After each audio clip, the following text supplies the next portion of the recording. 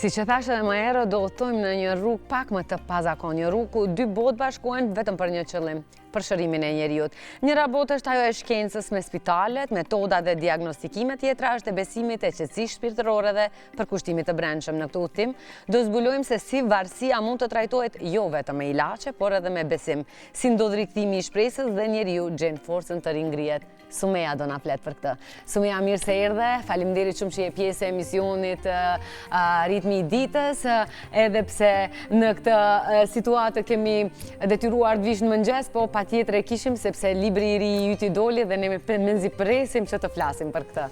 Është kënaqësi shumë e veçantë që ta fillojmë ditën, mëngjesin për ta diskutuar një libër i cili sapo që edhe u botua, kështu që përderisa entuziazmi është i freskët, është mundësi shumë e mirë që takojmë edhe ta bisedojmë. Po. Cili është entuziazmi për të hulumtuar rreth varësisë dhe rehabilitimit?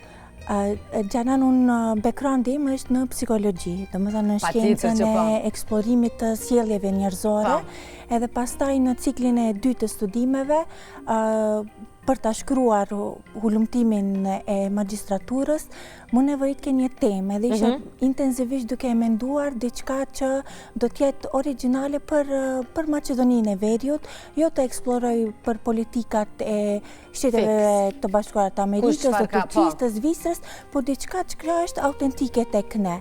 Edhe rastësisht e pash që në manastirin Jovan Bigorski ofrohet edhe një trajtim i varfërisë së drogës, e fatkeqësisht jemi duke e pa që jemi në një rritje të madhe të varfërive në përgjithësi, edhe globalisht mirë po edhe tek ne, e sidomos kjo që është shumë më stigmatizuese edhe më tabu varfëria e drogës. Për këtë shkak deshta që ta marr si target varfërinë e drogës për të mbuluar edhe varfërinë, edhe traumën, stresin, ankthin, ikjen nga bota, nga realiteti, ato mekanizmat mbrojtëse, nga që kur bëhet fjalë për varfërinë nuk duhet pyesim pse varfëria, po pse dhimbja, nga që është një dhimbje i cila i nxit njerëzit të arrin deri te aty. Këtë do të pyes para se të ndërlidhem më tej për pyetjet varfëria e drogës, e potencove, po ti vetëm këtë e ke ulumtuar. Jam e bindur se gjitha varfëritë janë të njëjta dhe dhimbja e varfërive, çfarëdo që na detyron të jemi të mvarur drejt diçkaje, është një dhimbje më e madhe brenda neve që na detyron, besoj. Definitivist. A ishte ky libër punë shkencore apo një udhtim personal, shpirtëror, ku ke pa gjëra, ndoshta ke prek gjëra, ke mësuar më shumë gjëra, edhe pse tërkohën tënde, tër jetën tënde ti i ke hulumtuar psikologjisë? Gjanan, definitivisht ky libër, ky hulumtim më ka bërë një njeri më të mirë. Nga që kur ne fillojmë një rrugëtim, deshtëm ose nuk deshtëm, universi, jeta na ballafaqon me njerëz të ndryshëm, me raste të ndryshme.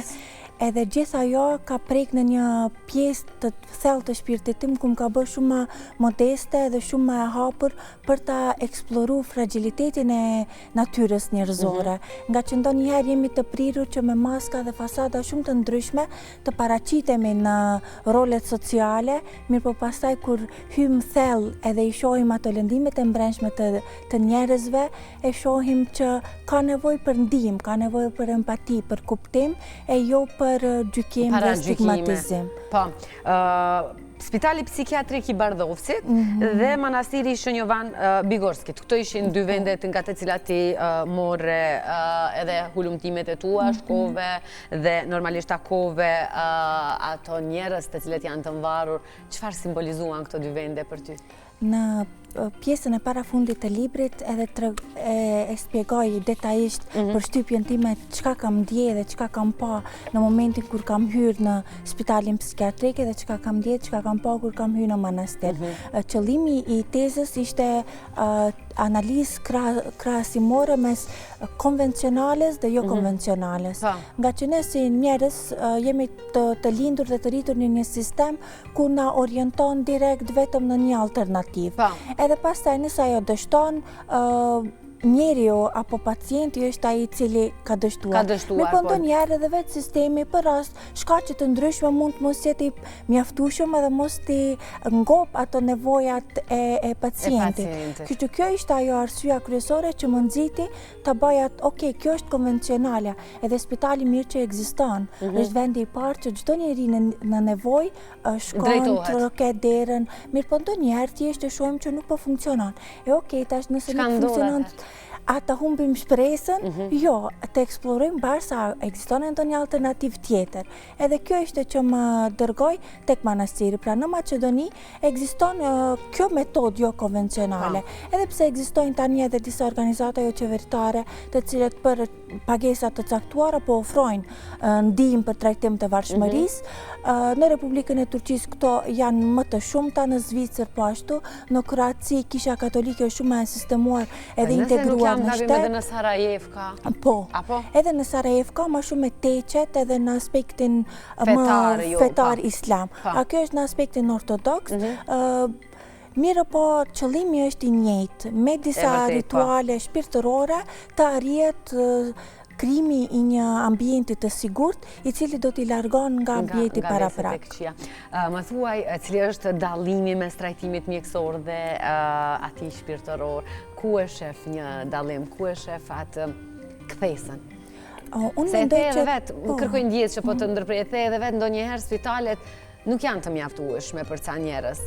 Po nga sistemi, nga që disa shtete janë shumë më të përgatitura profesionalisht, disa tjera nuk janë, mirë po edhe fenomeni i varfshmërisë është një fenomen shumë i rrezikshëm, nga që besoni asnjë psikiatrist nuk dëshiron që të punon me këto raste, janë raste ku mjeku apo psikiatri isha vazhdimisht pacienta që nuk e mbajnë premtimin, që rikthehen dhe rikthehen në varfshmëri, nga që është një çrregullim, një sëmundje e trurit, edhe truni vazhdimisht anon në atë komfort zonën e re e cila është e krijuar. Mendoj që duhet të integrohen të dy sistemet që të jipet një qasje më holistike, më gjithëpërfshirëse në trajtimin e varfshmërisë në këtë rast. Mirë po edhe në përgjithësi. Në spitalin psikiatrik në Maqedoni, politika është që ofron një ilaç i cili quhet metadon. Kjo ndonjëherë mund të ndihmon. Po, kjo ndonjëherë mund të ndihmon shumë. Mirë po nga përshtypja dhe nga intervistat të cilën e kam bërë me pacient, thonë që më shumë se 20 vite, më shumë se 30 vite, ka raste ku janë të varur veç më nga metadoni. Edhe këtu e shohim që një pikpyetje, diçka, të shohim se çka mund të bëjmë më shumë për këto njerëz.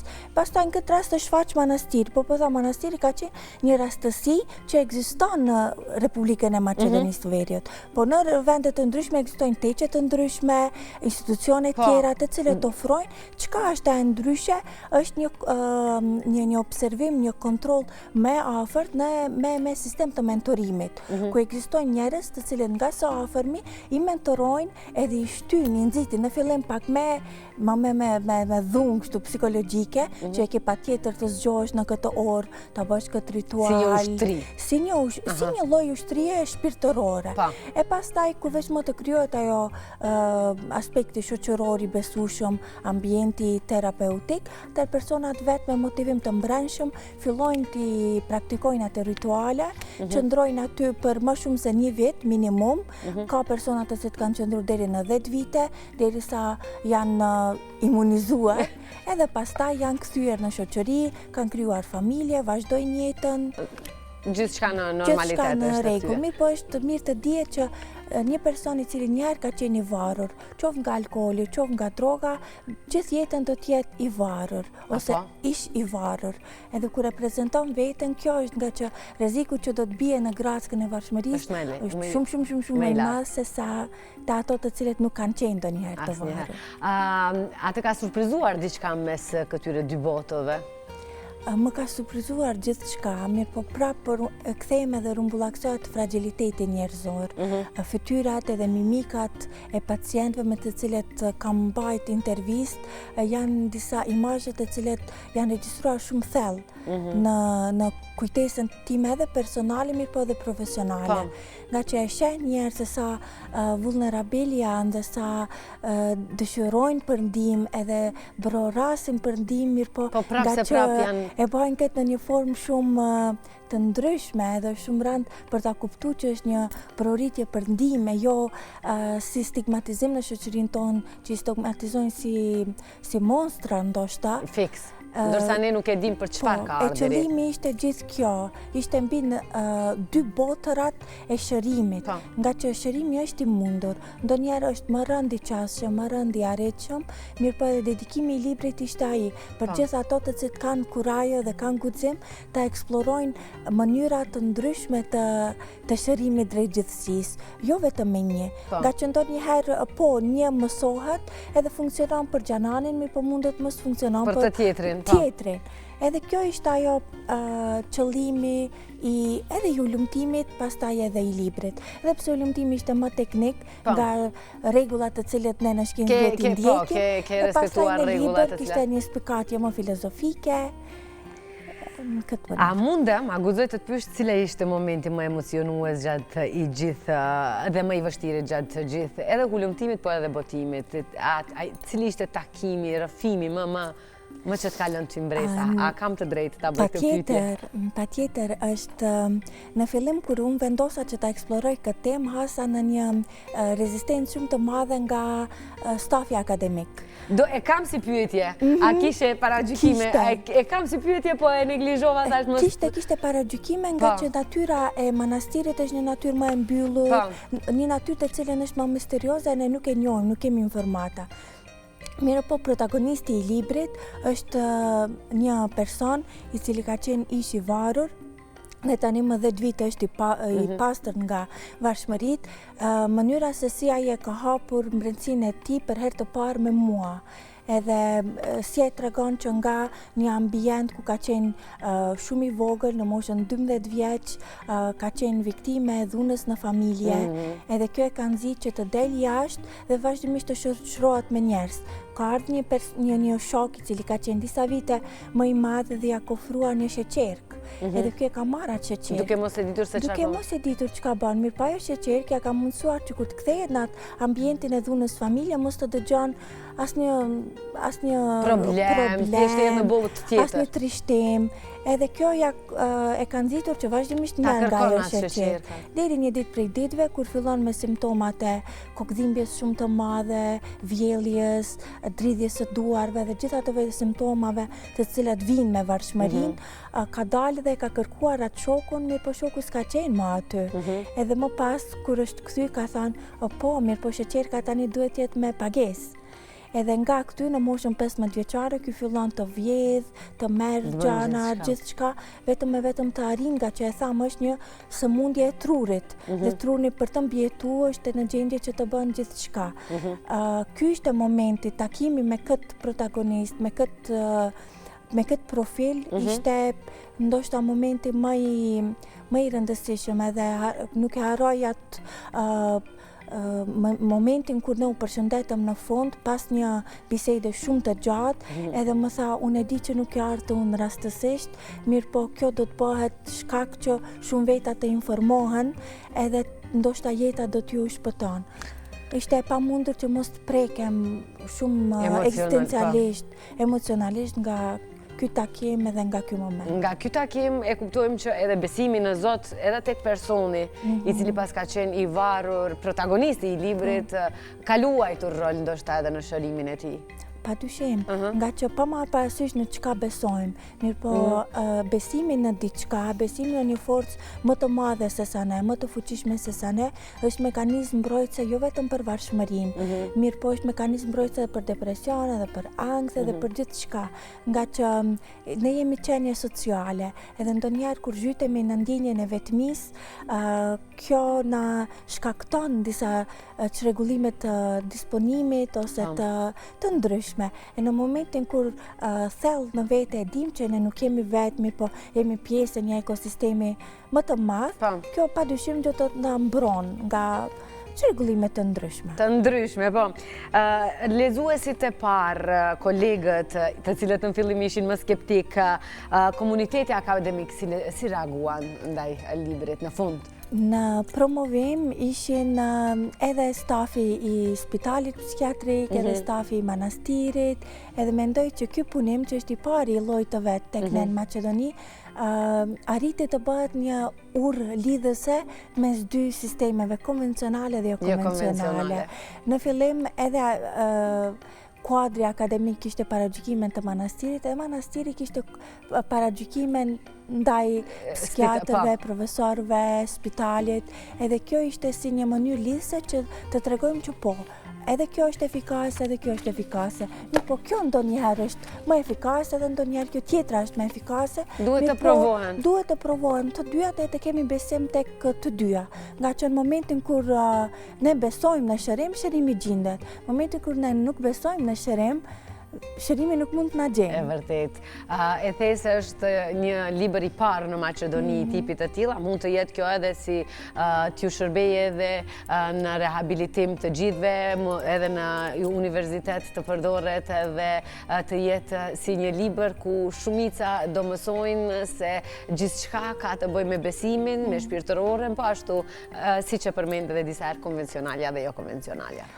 Libri është botim I Universitetit Ndërkombëtar Ballkanik, merr pjesë në serinë e librave akademik, mirë po me gjithë ndryshimet të cilet I kam bë, është në një formë I kapshëm edhe I kuptueshëm për masën e gjerë. Është pjesa e fundit edhe për konceptin e shërimit, pjesa e parafundit e librit ka mesazhe për prindrit dhe të rriturit, se si të detektojnë shenja të varfshmërisë tek fëmijët e tyre adoleshent, edhe ku të drejtohen, si të drejtohen në institucionet apo në vendet të ndryshme këtu në Maqedoni dhe më gjerë. Pra është një libër që shërben edhe për aspektin shkencor, të informimit se çka është varfshmëria e drogës, llojet, nga që ne kur themi drogë, ne kuptojmë ndoshta vetëm një ose dy lloje, mirë po janë lloje të pafundme dhe vazhdimisht janë duke dalë kombinime të reja në treg, edhe nuk e dim se ato kombinime çka përmbajnë, edhe kjo po në nivel serios po e rrezikon jetën e të rive, nga që ato të cilët nuk kanë informata se çfarë kombinimi është, mund ta marrin pa vetëm e marrin për t'ik realitetin ndoshta. Definitivisht, mirë po kombinimet mund të jenë aq shumë jo të duhura, saqë nxitin me një reagime vdekjepruse. Fatkeqësisht. Dua të të pyes a ka ndikuar ky libër në mënyrën se si tani e kupton dhimbjen, shpresën e njeriu, si e kupton tani edhe komplet njeriun si qenie? Definitivisht, nga që varfshmëria apo një njeri I varur është profili më fragjil dhe më ekstrem I përjetimit të vuajtjes. Duke ikë në një vuajtje, arrin në një ekstrem shumë të madh ku nuk mbet asnjë vullnet I lidh në dorën e atij. Fjala në anglisht e në gjuhët e tjera është addictive ose addictus, në perandorinë romake addictus është përmend për në shkallën më të ulët të skleverëve, kur nuk kanë pas asnjë posedim në dorët e tyre dhe kanë ditë që gjithë jetën do të jetë në pronësinë e dikujt tjetër. Edhe kjo fjalë rastësisht është marrë dhe tani po përdoret për të varurin, nga që nuk kanë as pak vullnet të lirë në dorën e tyre. Edhe në momentin kur je këtë në rrafshin më të skajshëm edhe më të ulët, nëse për këtë rast ka shpresë edhe ka shërim, atëherë për gjithçka tjetër ka shpresë dhe ka shërim. Në fundua një mesazh dikujt që ndodhet në betejë me varësinë, çka do doje të mësot ai nga këto dy botë të shërimit? Të jetë këmbëngulës, të dinë që në ciklin e varfshmërive fillimisht e kemi vetëm atë përdorimin inicial për kurreshtje, për adaptim me shoqërinë ndoshta, ajta është ose si është. E dyta është jo, unë as pak nuk jam I varur, mirë po përdori disa herë. Vetë mohimi, pastaj vjen ajo faza ku me përdorim të rregullt, faza e varfshmërisë, edhe pastaj faza ku dëshiron me e lanë, mirë po nuk mundet me e lanë. Në gjithë këto faza është me rëndësi që të jemi sy hapur ndaj vetes, edhe mos ta mohojmë që mund të jemi të varur. në momentin kur e shohim çfarë do lloj substance, edhe nga nikotina, edhe nga kofeina, e lemo, nga drogat e ndryshme, nga alkooli, të dim që janë substanca të cilat direkt e afektojnë trurin, shkaktojnë çrregullim në tru, edhe neve na bëjnë të varur. E nëse shumë veta, milion njerëz në botë janë të varur, unë nuk kam asgjë ndryshe që mos shkakton varfëmëri tonë. E para është kjo, të jemi të vetëdijshëm për rrezikun e kësaj, e pastaj veçmë nëse kemi ra në atë Grack, të kërkojmë shërim sa nuk është vonë. Dhe nuk është turp, më e rëndësishmja. Nuk është turp, definitivisht nuk është turp. Kjo është edhe arsyeja e gjithë këtij punimi, ta largojmë stigmatizimin, nga që në përgjithësi ekziston një stigmatizim për shëndetin mendor, ekziston stigmatizim edhe për psikologun, e lemo stigmatizime për psikiatrin, e për çrregullimet në ombrellën e psikiatrisë, siç është edhe varfëmëria.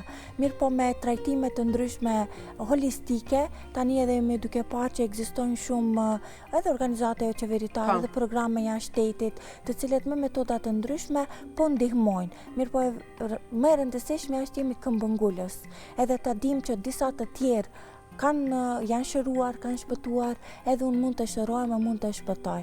Pra jo shpresa dhe besimi në shërim, nga që e shohim që shumë persona me varfëmëri nuk kanë më shpresë që mund të dalin nga ajo ombrellë, nga ajo flus, nga ajo Grack, nga ajo humner, errësirë. Pra në momentin kur ditët e para, javët e para, ndoshta muaj i parë mund të jetë shumë rënd, mirë po nga simptomat e gjithë atyve etheve, kokëdhimbjeve që do t'i përjetojnë, munden me ilaçe të ndryshme të menaxhojnë me ato simptome, e pas asaj do të kthehet në normalitet. Sumeja, faleminderit shumë që ishe pjesë e emisionit tonë. Unë shpresoj, vlerësoj gjithë, edhe në qoftë se nuk janë të varur vetëm për aspekt shpirtëror, do e lexojnë librin dhe do e gjejnë një qetësi aty, duke pa dallime të ndryshme, duke pa situata të ndryshme, se ne ndoshta ndonjëherë edhe duke pa situata që njerëzit kalojnë, edhe tentojmë ne mos të bëhemi si ata, i marrim si shembull në përditshmërinë tonë dhe veprojmë në anën e kundërt, se ndoshta ne ndonjëherë mendojmë se jemi në ndonjë depresion shumë të thjeshtë dhe mendojmë se bota është duke na ushem, kur dëgjojmë për raste më të vështira, atëherë mendojmë se sa mirë që i kemi ne, ndoshta ndonjëherë jemi edhe mirënjohës për gjendjen shpirtërore momentale edhe që e kemi. Po mund të jetë një si qielli që ndonjëherë është me re, ndonjëherë me shi, ndonjëherë me diell, e disponimi njerëzor, jeta njerëzore është në këtë mënyrë. Mirë po me sistemet edhe vlerat më të reja në botë, nga Homo sapiens jemi duke u qëndruar në Homo empathicus, apo në qenjet e cilat krijojnë empati. Kështu që kisha pas shumë dëshirë gjithë këto raste, gjithë këto paraqitje që ne i shohim në përditshmëri të na bëjnë më shumë empatik edhe më shumë njeri, e jo të na strukin në disa ombrella të egoizmit edhe individualizmit, nga që ne si shoqëri jemi njoft ndoshta për tolerancën e ndërsjellët, për ndihmën e ndërsjellët, t'i promovojmë këto e jo një individuizim negativ, të kisha me thënë. Faleminderit shumë.